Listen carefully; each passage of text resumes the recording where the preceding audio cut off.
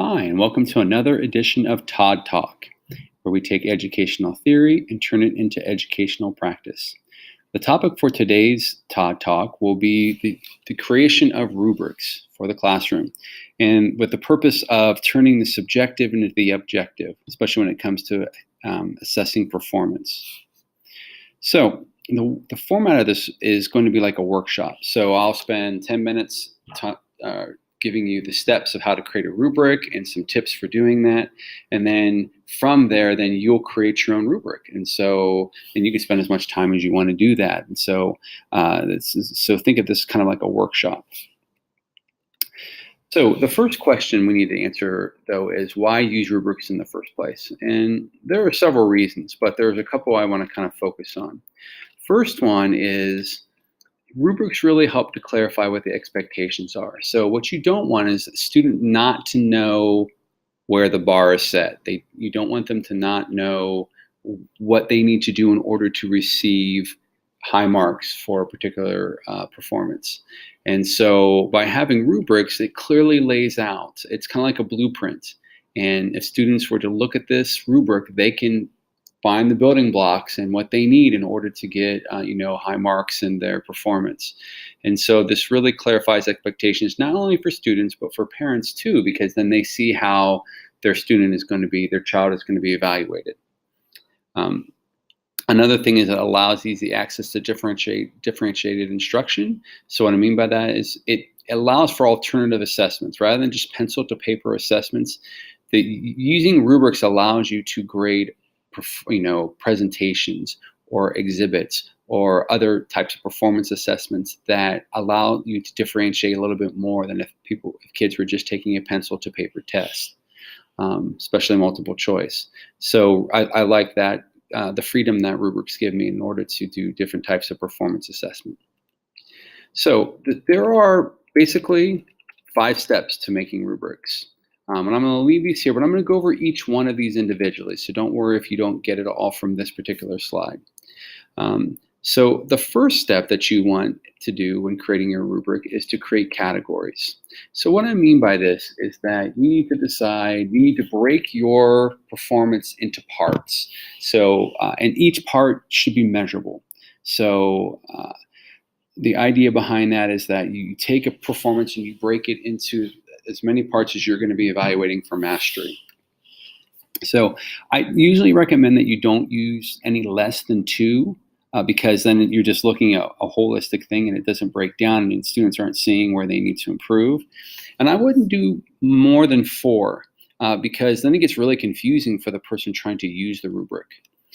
So you want to have 3 is kind of the middle ground there, and it's usually when I create rubrics, it's usually the number of categories I use.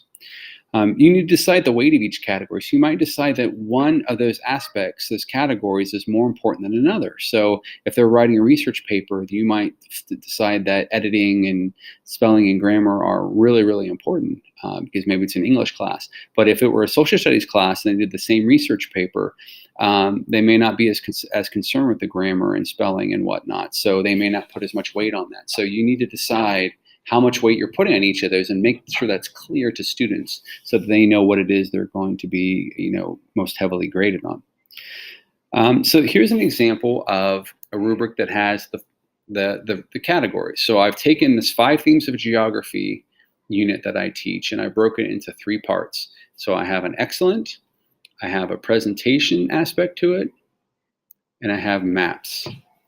So this content, presentation, and maps are our 3 categories. And then I have a range of performance. So I have, here you see that this is the excellent range, this is the good range, and this is the needs improvement. If you wanted to break it into 5 parts like A, B, C, D, F, or percentage-wise, you're more than welcome to do that. I just find this gives me a little more flexibility when I'm grading. So I've broken these 5 themes of geography into these 3 parts. So those are the categories. The second part is to provide descriptors for each of these categories. So in other words, what does content look like? What does a good presentation look like? What does a great map look like? So you want to be as clear as possible. So that's what creates the objectiveness of it, is that There's no guesswork and there's no interpretation. It's this is what it needs to look like, or this is what it should look like if you're going to have an excellent.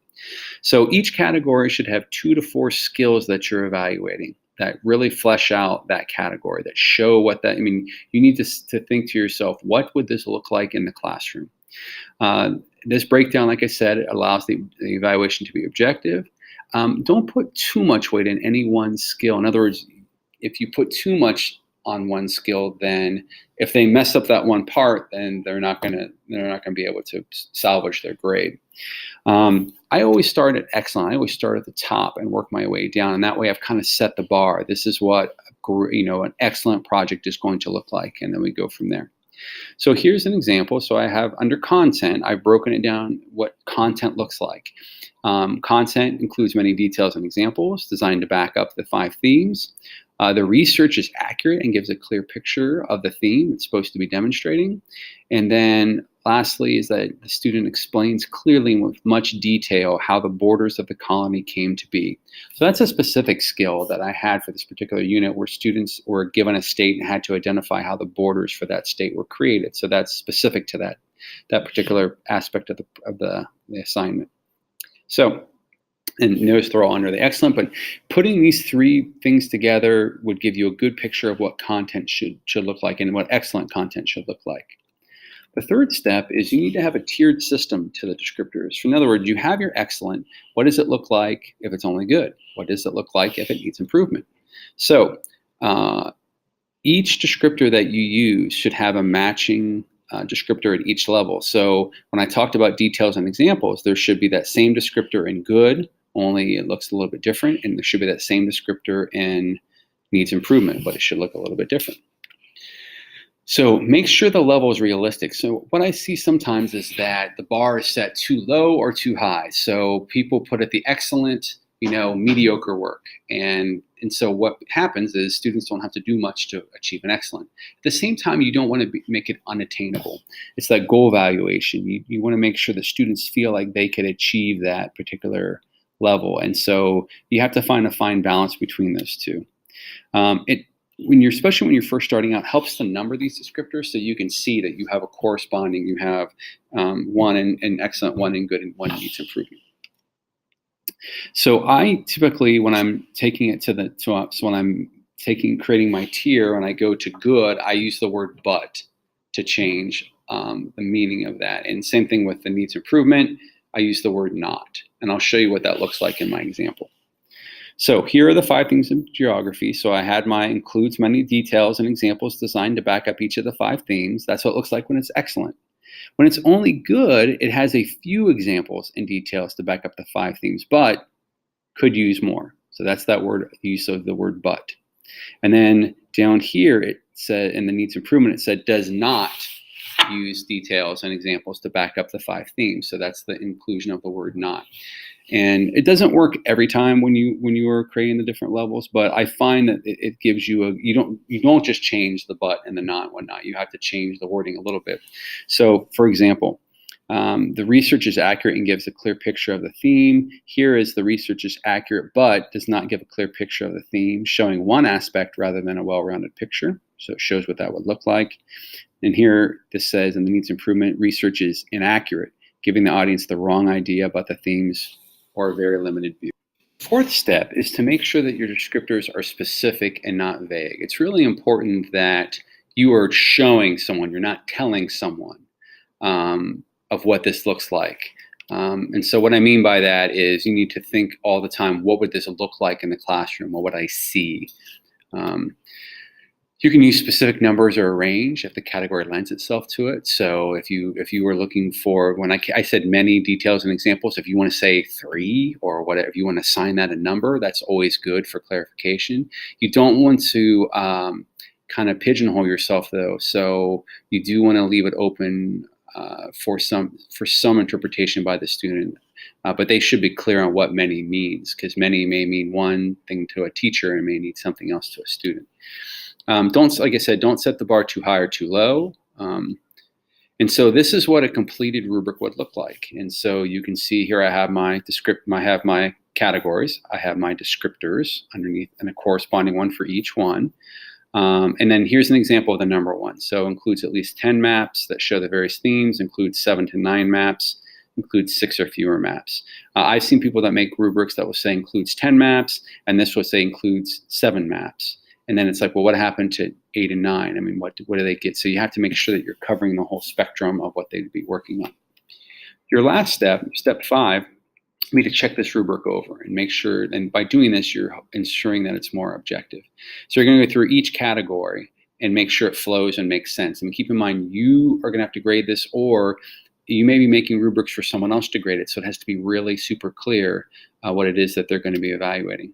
So one way to do this is to practice grading a performance and see how practical it is. In other words, when students are rehearsing their performance, grade them with the rubric. Don't say, I'm not going to count this as a grade, but I want to evaluate and see how it works. And then you might have students and another teacher take a look at it, and they may see, with a fresh set of eyes, they may see something you did not.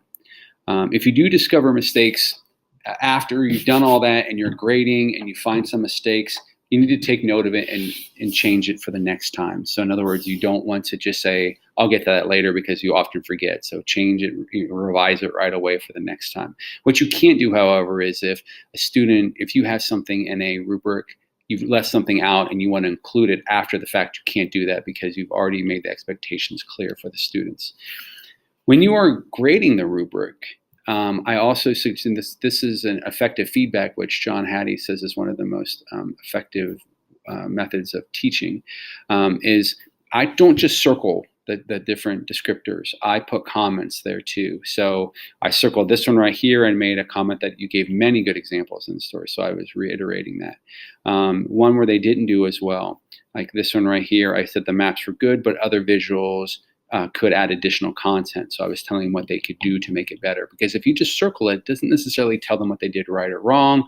And so a little clarification is good. So if you look, every single one that I circled has a comment on it. So how to make sure they're objective? Be specific as you can be in the rubric. Anchor grade if possible. So in other words, ask another teacher or another student to grade with you and see if you come up with a similar grade. If you're way off, then the rubric is too subjective. If you're close, then it's more objective. Make sure you link the descriptions to specific indicators. So in other words, if you're trying to grade a certain content standards, make sure the descriptor is linked to that so you can determine whether a student mastered that or not.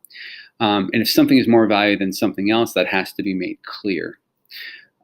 Like I showed, write as many comments on the actual rubric as possible. Some people will turn it over and make notes on the back or whatever, but I find that clumsy to go back and forth between the front and the back, so I just create space so that they can create the comments within the rubric itself.